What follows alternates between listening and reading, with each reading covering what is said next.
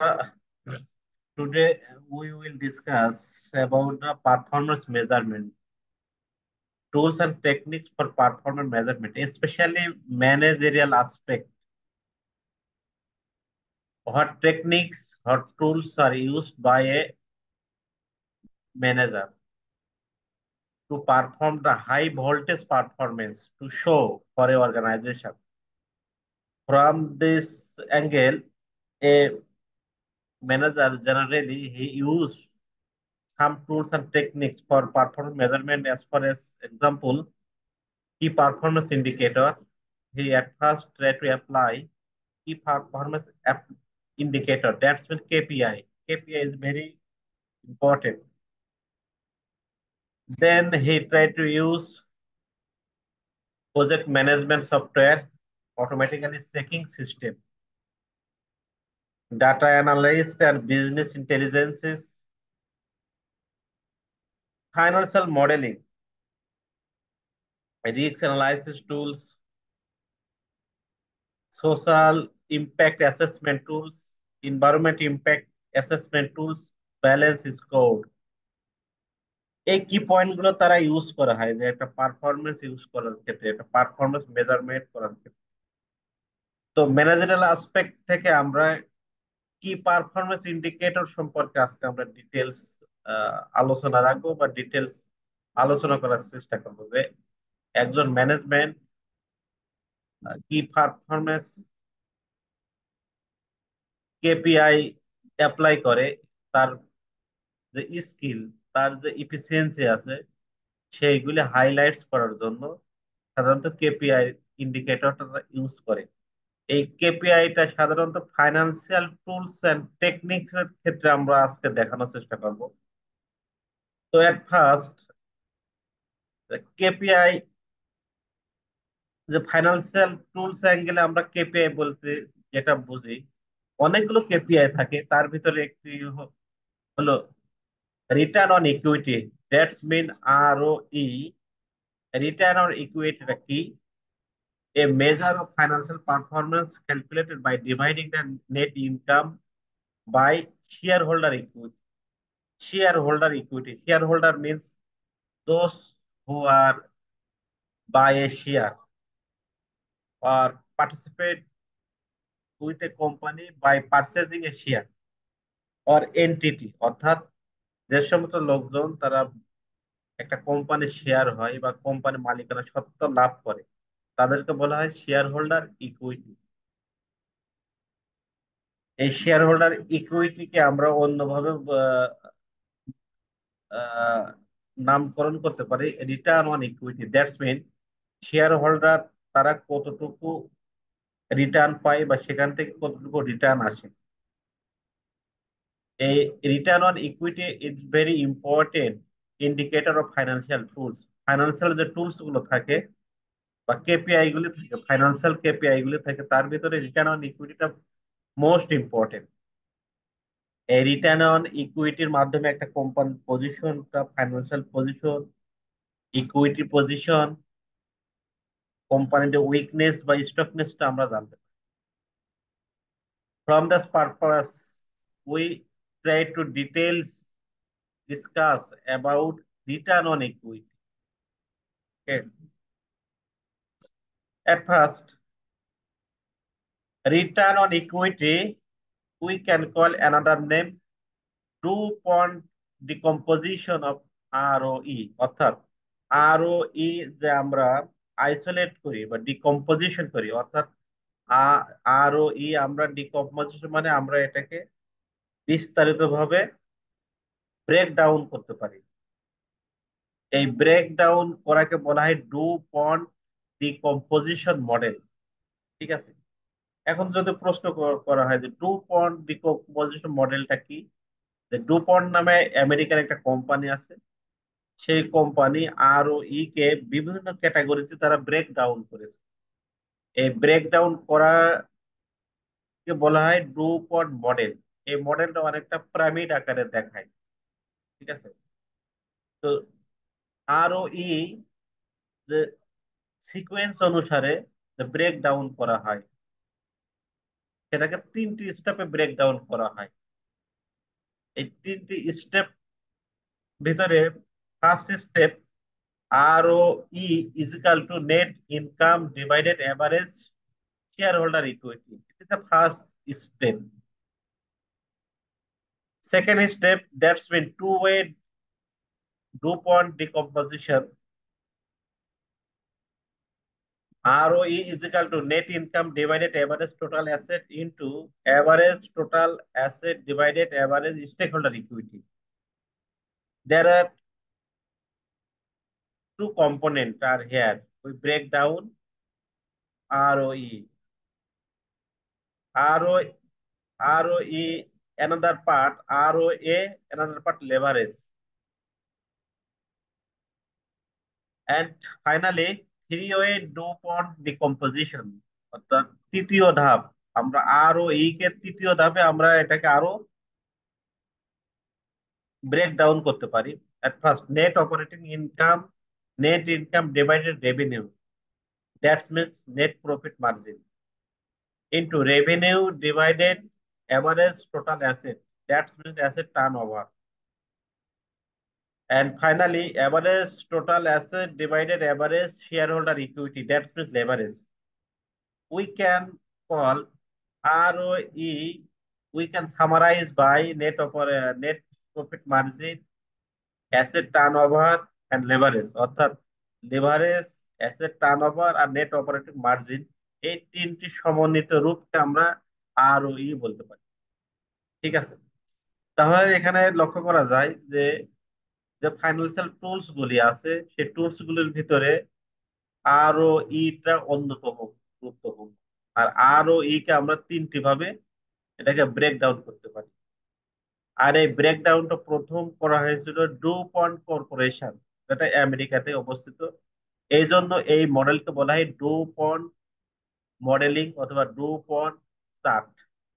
ঠিক আছে, তাহলে এখন যদি কোশ্চেন হয় যে ডুপন্ট চার্ট কি বা ডুপন্ট চার্ট এর কনসেপ্টটা কি, তাহলে আপনারা এইভাবে আলোচনা করতে পারেন যে Dupont chart specially is a company name or as a corporation. First time 1920 DuPont company try to break down the ROE details. There are three way break downs the ROE: first way, second way, and third way. This is the concept of DuPont chart. You are clear, understand what I say about this?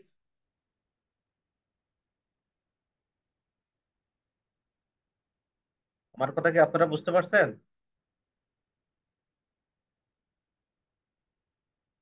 G sir.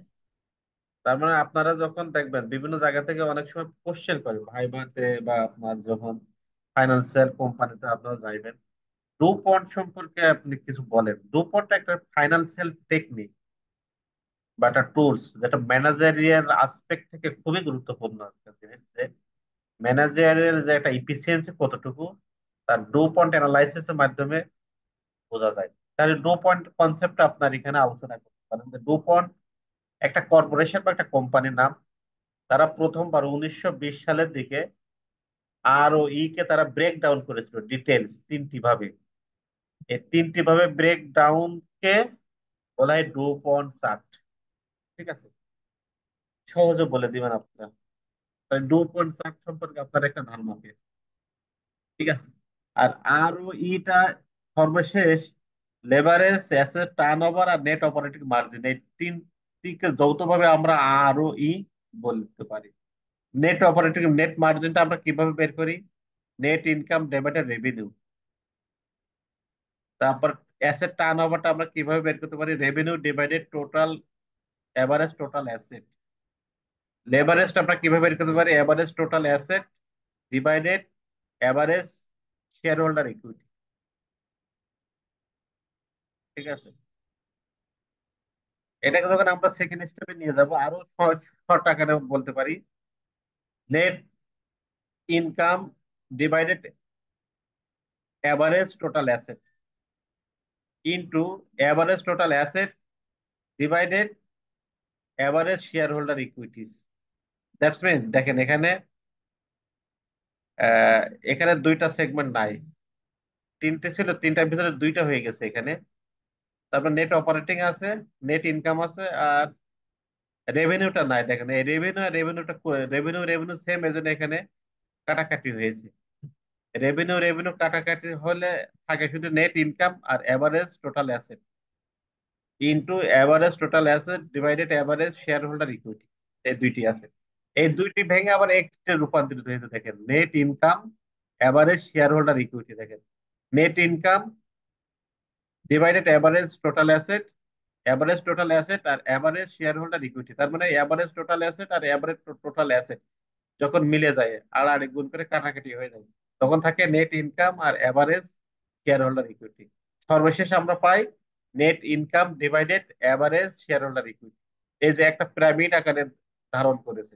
ঠিক আছে, প্রথমে তিনটি phase, তারপরে দুইটি phase, তারপরে একটি phase. ঠিক আছে, একটা দেখতে অনেকটা পিরামিড আকারে লাগে, এই জন্য ডুপন্ট চার্টকে বলা হয় পিরামিড চার্ট। ঠিক আছে, তাহলে ডুপন্ট চার্টের একটা সিকোয়েন্স আছে। এই ডুপন্ট চার্টের মাধ্যমে দেখানো হয় আর ও ই কে। ঠিক আছে, আর ডুপন্ট কেন বলা হয়? ডুপন্ট একটা কোম্পানির নাম, তারা প্রথমেই এই আর ও ই কে এই একটা সিকোয়েন্স অনুসারে ডিস্ট্রিবিউট করে দেখিয়েছিল। ঠিক আছে, এই যে এই নাম অনুসরণ করে এই যে পিরামিড আকার বা এটা ছক বা একটা ডায়াগ্রাম, এটাকে বলা হয় ডুপন্ট চার্ট। বিষয়টা ক্লিয়ার কিনা? বুঝতে পারছেন আমি কি বলতে চাচ্ছি? জি স্যার। তার মানে একদম ডিটেলস আমি আপনাদেরকে আর ও ই সম্পর্কে ডিটেলস বলেছি এবং দেখানোর চেষ্টা করেছি। তারপরে যদি বুঝতে না পারেন তাহলে এর থেকে সহজে আহ, কোনো এক্সপার্ট বলতে পারবে কি না আমার জানা নাই। ঠিক আছে, তাহলে আর ও ই আমরা এই সম্পর্কে বিস্তারিত আমরা জেনেছি, এবং আর ও ইটা কিভাবে ব্রেক ডাউন করা হয়, হ্যাঁ, সেগুলোর ডিটেলস আমরা এখানে দেখেছি। এই ব্রেকডাউনকে বলে ডুপন চার্ট। ডুপনটা কি, ডুপন চার্ট কি, ডিটেলস বলেছি। কত সালে এটা ব্রেক আবিষ্কার হয়েছিল? 1920 সালে ডুপন কর্পোরেশন নামে। আচ্ছা, এই সম্পর্কে আরো আমরা বিস্তারিত জানবো যে সেখানে দেখেন এখানে একটি কথা বলা আছে। দেখেন DuPont de Nemours incorporation, commonly shortened DuPont. DuPont নামে একটা ডুপন্ট ডি নিউমো ইনকর্পোরেশন, এটাকে সংক্ষিপ্ত বলে DuPont company, is an American multinational chemical company, first form in 1982। প্রথম তারা ইস্টাবলিশ হয়েছিল 1802 সালে, কিন্তু তারা যে চারটা আবিষ্কার করেছিল 1920 সালে, by the French American chemist and industrialist Eleuthere Irenee DuPont de Nemours নামে। সেই জটিল নাম, ফ্রেঞ্চ ল্যাঙ্গুয়েজ তো একটু জটিল হয় সাধারণত। The company played a major role in the development of Delaware, the first arouse as the major supplier of the gun power। অর্থাৎ এখানে এখানে একটি ঘটনা আছে যে এই কোম্পানি যিনি সিও ছিল, তিনি একটা একজনকে মার্ডার করেছিল। ঠিক আছে, মানে যারা সিও থাকে তার অধীনে যারা জব করে, জব করলে তাদের মানে ক্ষোভ হওয়ার পরে গান পাউডারের মাধ্যমে তাদেরকে মেরে ফেলে। ঠিক আছে, সেই প্রেক্ষাপটে সিও তিনি জেলখানা থেকে প্রায় 30 বছর জেলখানায় ছিল। ওই জেলখানা থাকা অবস্থায় তিনি এই মডেলটা মানে আবিষ্কার করেছিল। যে জেলখানায় তত কোনো কাজ নাই, সে থিঙ্কিং করতো, থিঙ্কিং করতে করতে তার ভিতরে একটি ফিলোসফি চলে আসে যে আর ও ইটা কিভাবে কিভাবে আমরা ব্রেক ডাউন করতে পারি। তো তার মাধ্যমে এটা চলে আসে আমাদের দেশে। ঠিক আছে, তো সেক্ষেত্রে গ্রুপন চারটা আমরা এখানে হাইলাইট করেছি সংক্ষিপ্ত আকারে। তো এখন দেখি ডু পয়েন্ট অ্যানালাইসটা কি। এখানে বলা হয়েছে ডু পয়েন্ট অ্যানালাইসটা কি, a framework for analysing the fundamental performance popularised by the DuPont corporation. অর্থাৎ এমন একটা ফ্রেমওয়ার্ক যেটা পারফরমেন্সের যে একটা মৌলিক বিষয়গুলি সেগুলো আবিষ্কার করা হয়েছিল বা সেগুলো অ্যানালাইজ করা হয়েছিল ডুপন্ট কর্পোরেশনের মাধ্যমে। ঠিক আছে, এটাকে বলা হয় ডুপন্ট অ্যানালাইসিস। এই ফ্রেমওয়ার্ক, এটা ফ্রেমওয়ার্ক কিসের ফ্রেমওয়ার্ক আমরা দেখিয়েছি? প্রথমে 3 ফেজ, তারপরে 2 ফেজ, তারপরে 1 ফেজ, তারপরে একটা সিকুয়েন্স। এটাকে বলে একটা framework. A framework for analysing fundamental performance popularized by the DuPont corporation. এটা ড্রুপন কর্পোরেশন মাধ্যমে এটা পরিচিতি লাভ করেছিলেন এবং এটা ফান্ডামেন্টালটা অ্যানালাইজ করা হয়েছিল একটা ফ্রেমওয়ার্কের মাধ্যমে। এটাই মূলত বলা হয় ড্রুপন অ্যানালাইসিস।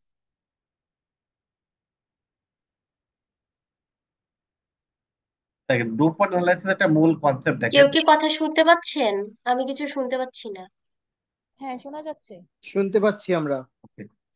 ডুপন্ট অ্যানালাইসিস একটা কোর যে কনসেপ্টটা, ডুপন্ট অ্যানালাইসিস দেখেন হুম। 3 অ্যাঙ্গেল থেকে আসে: net profit margin, asset turnover, আর equity multiplier. Equity multiplier player মানে, মনে করেন আপনি আপনার কোম্পানির নেট প্রফিট 10,000 টাকা, আপনার কোম্পানির শেয়ার আছে আপনার 500, তাহলে প্রত্যেকে কত টাকা করে পাবে?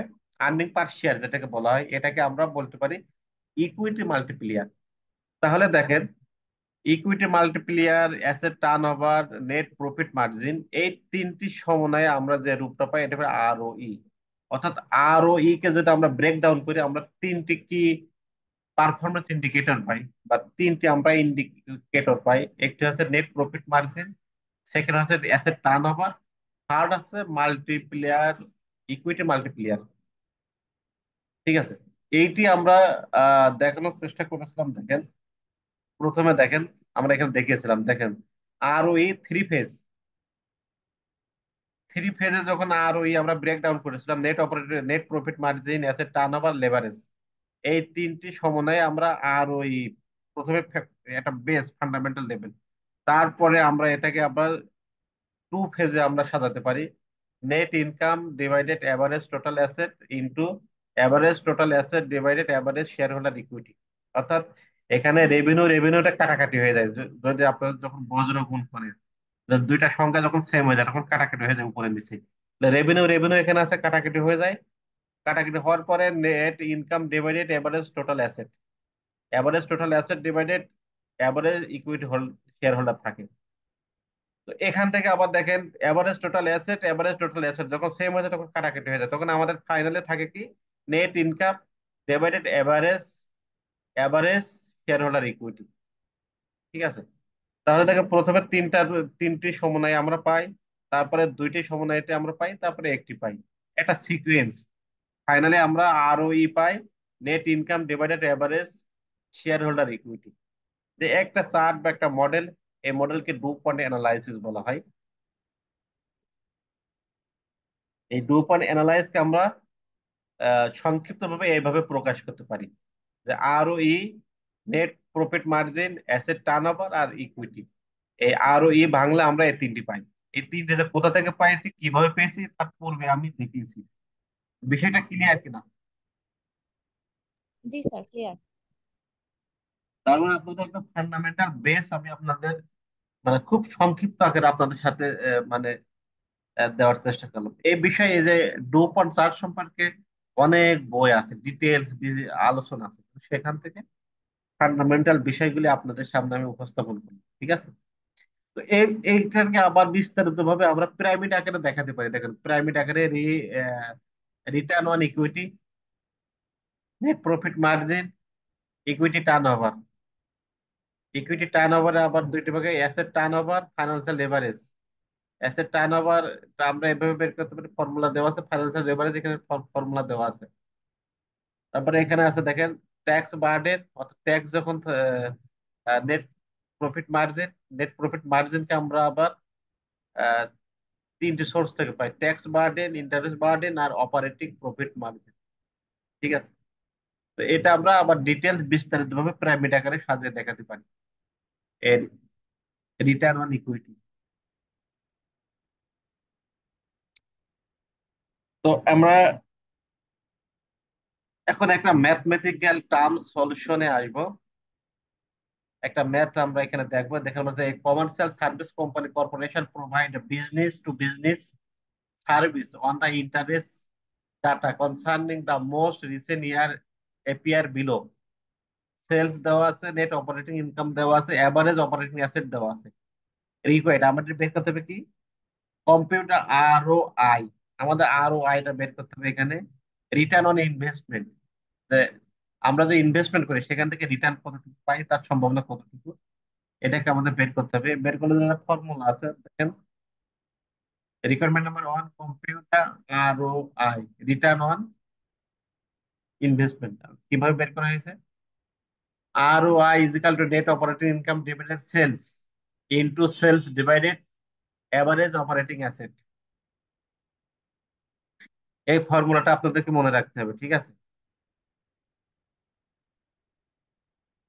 Net operating income divided sales into sales divided average operating asset, R O I.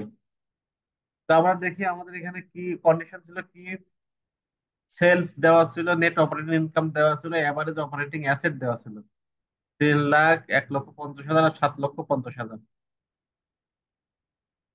তো আমরা আপনারা এখানে বসাবেন, দেখেন নেট অপারেটিং ইনকাম দেওয়া ছিল 1,50,000 ডিভাইডেড সেলস দেওয়া ছিল 30,00,000, সেলস দেওয়া আছে 30,00,000 ডিভাইডেড এভারেজ অপারেটিং অ্যাসেট দেওয়া আছে 7,50,000।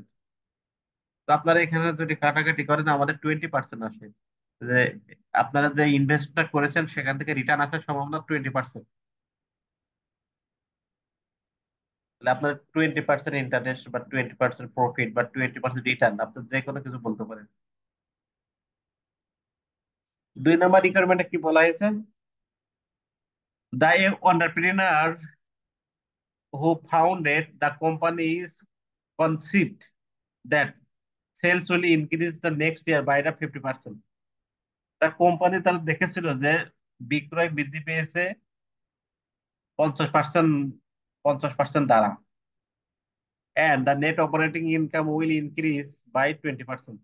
নেট অপারেটিং ইনকাম বৃদ্ধি পাবে 200% হয়ে যাবে, 200% দ্বারা। যদি নেট অপারেটিং ইনকাম 50% বৃদ্ধি পায়, 50% বৃদ্ধি পায়, তাহলে আমাদের নেট অপারেটিং ইনকামটা বৃদ্ধি পাবে 200% হারে। With with no increase average operating asset, average operating অ্যাসেটটা আমাদের বৃদ্ধি পাবে না। What would be the company R O I, তাহলে কোম্পানির রিটার্ন অন ইনভেস্টমেন্ট কত হবে আমাদের বের করতে হবে। আর ও আই এর ফর্মুলাটা আপনারা লিখবেন, সেলস ডিভাইডেড নেট ইনকাম বা net operating income into sales divided average operating asset. এই ফর্মুলাটা আপনারা বসাবেন, বসানোর পরে আপনারা এই যে বৃদ্ধি করে দিবেন, 50% বৃদ্ধি করবেন, আর এখানে 200% বৃদ্ধি করবেন, ঠিক আছে? আর এভারেজ অপারেটিং অ্যাসেটটা বৃদ্ধি পাবে না। সেলস বৃদ্ধি পাবে 50% আর নেট অপারেটিং ইনকাম বৃদ্ধি পাবে 200%, আর এভারেজ অপারেটিং ইনকামটা বৃদ্ধি পাবে না। তাহলে এখানে যদি আমরা সেলস বৃদ্ধি পাই 50%, সেলস কত টাকা হবে? সেলস আছে 3,00,000 টাকা, যদি 50% বৃদ্ধি করা হয় বাই 50% মানে দ্বারা বৃদ্ধি, তাহলে সেলস কত টাকা হবে? কেউ একজন বলেন তো দেখি, একজন বলেন।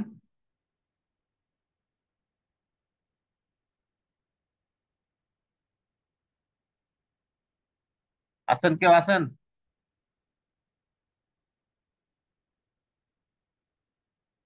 বলতে পারবেন কেউ?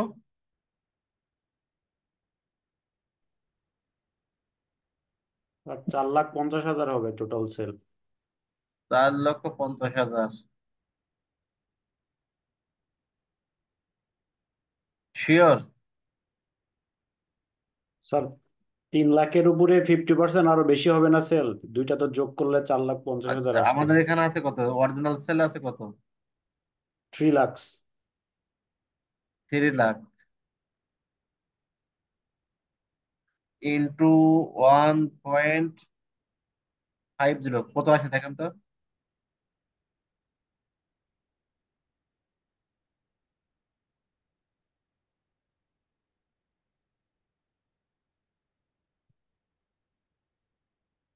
স্যার, 45,000। 45,000। 3 লক্ষ জি যদি স্যার। 1.50 যদি গুণ করা হয় তাহলে 45,000 আসবে।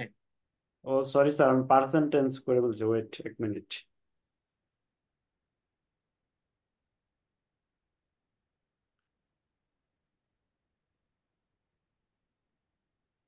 জি স্যার, 4,50,000। 4,50,000 আসবে, ঠিক আছে। তাহলে আমাদের এখানে 4,50,000 সেলস বৃদ্ধি পাবে, তাই না? আর রাইট দুশো স্যার। পার্সেন্ট বৃদ্ধি পাবে কি, net operating income. Net operating income ছিল কত আমাদের?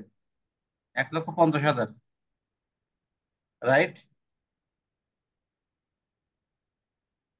ঠিক আছে কিনা? 1,50,000 তো নেট জি অপারেটিং স্যার। ইনকাম। জি sir.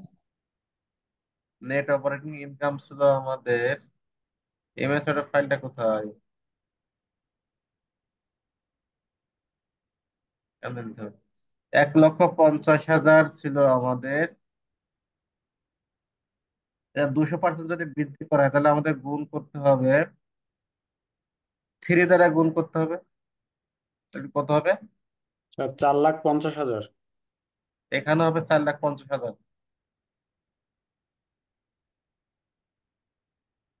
Net operating income, net operating income. ঠিক আছে, আর কি বৃদ্ধি করতে বলা হয়েছে? আপাতত কিছু বৃদ্ধি করতে বলা হয় না, ঠিক আছে। কিছু বৃদ্ধি করতে বলা হয় না, তাহলে আমাদের আর ও আর ফর্মুলাটা কি মনে আছে? মনে আছে কারোর? সেলস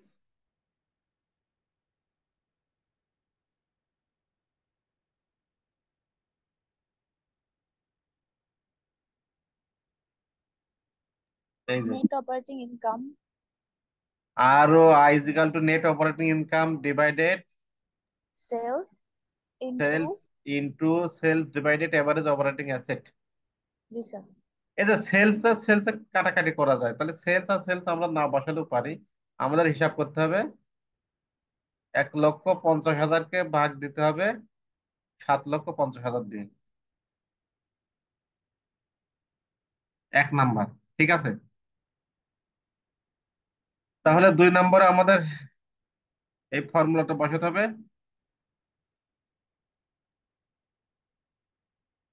ফর্মুলাটা আমরা এখান থেকে কপি করে নিয়ে যাই।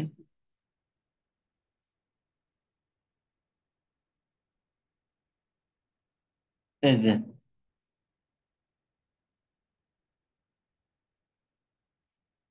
আর ও ই, তাই না? এই সেলস আর সেলস কাটাকাটি হয়ে যায়, আমরা না বসালেও সমস্যা নাই। তাহলে আমাদের নেট অপারেটিং ইনকাম কত ছিল? কত নেট অপারেটিং ইনকাম? 1,50,000। বৃদ্ধি পেয়েছে না? 4,50,000। 4,50,000 ডিভাইডেড এভারেজ অপারেটিং ইনকাম তো আর বৃদ্ধি পায়নি, ওই এভারেজ অপারেটিং অ্যাসেটটা বৃদ্ধি পায় না, তাহলে কত আছে এখানে? 7,50,000। 7,50,000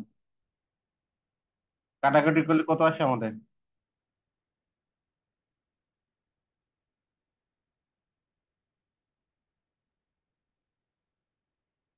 3 শূন্য 3 শূন্য কাটাকাটি হয়, শূন্য শূন্য কেটে যায়, 75 আর 45। 3 × 45, 5 × 75, 3/5। স্যার 0.6। 0.6, 60%।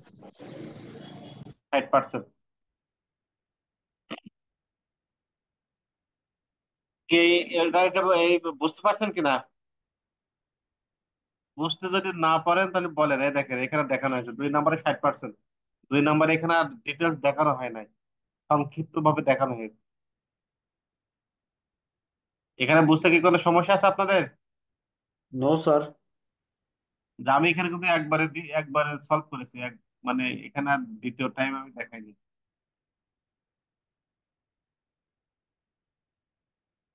কেউ যদি বুঝতে না পারেন তাহলে আমাদেরকে বলেন, দেখি একটু ফিডব্যাক নিই। আসিফ আহমেদ আছেন আপনি আমাদের সাথে? আসিফ আহমেদ,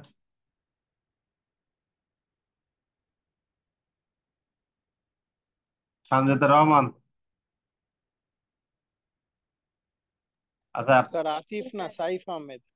সাইফ ভাই, আপনি আমাদেরকে এটা বোঝাই দেন তো, যে 2 নাম্বার রিকোয়ারমেন্ট 4,50,000। স্যার স্যার আমি একটু সরি, আমি একটু বাইরে স্যার, আমি ক্লাস দেখতেছি বাট আমি ওরকম করে বুঝতেছি না স্যার। মানে আমি একটু বাইরে তো স্যার, আমি লাইভ ক্লাস পরে দেখে নিব আপনার লিঙ্কে। জাস্ট আমি অ্যাটেন্ড করে রাখছি স্যার, দেখতেছি। ও আচ্ছা আচ্ছা আচ্ছা, একজনকে বোঝাই দেন তাহলে সুবিধা হবে। ইয়ে, আমার সাথে কে ছিলেন? এই যে 4,50,000, 7,50,000, এটা কিভাবে পেলাম আমরা? স্যার এইটা আমাদের সেল বৃদ্ধি পাইছে হচ্ছে 50%। ফিফটি আমাদের টোটাল পার্সেন্ট টোটাল সেল ছিল হচ্ছে 3 লাখ টাকা, এর উপরে 50% বৃদ্ধি পেয়ে হয়েছে হচ্ছে 4,50,000 টাকা। 4,50,000। জি। আর হচ্ছে আমাদের এইটা স্যার 1.5 লাখ টাকার ওইটা ছিল, 200% বৃদ্ধি পাইছে এটা। এইটাও হচ্ছে পরে 4,50,000 টাকা হয়েছে। তারপরে আপনি যে ফর্মুলা যেভাবে ফেলছেন এরপরে টু হান্ড্রেড করলে। পার্সেন্ট কোনটা 200% কোনটা বৃদ্ধি পেয়েছে? স্যার স্যার, ওই লেখাটা অ্যাকচুয়ালি আমি এখন দেখতে পারতেছি না। এই যে net operating income will increase by 200%, net জি অপারেটিং জি ইনকাম। জি স্যার। এখানে নেট অপারেটিং ইনকাম আছে কত? 1.5 লাখ টাকা। 50,000। তাহলে 200% বৃদ্ধি পেলে কত হবে? 4,50,000 টাকা। 4,50,000 হবে। ঠিক আছে, তো 4,50,000 যদি হয়, তো আমি আপনাদেরকে বলেছি এখানে দেখেন, net operating income divided sale, আর sale divided average operating asset. এই যে সেলস আর সেল দুই জায়গায় সেম না? উপরে এবং নিচে যদি সেম থাকে তাহলে কাটাকাটি হয়ে যায়, তাই না? তো এই জন্য এই যে সেল এবং সেল দুইবার বসানো বসান নাই, দুইবার বসানোর কোনো প্রয়োজন নাই। শুধু আপনারা net operating income divided average operating asset বসাইলে হবে।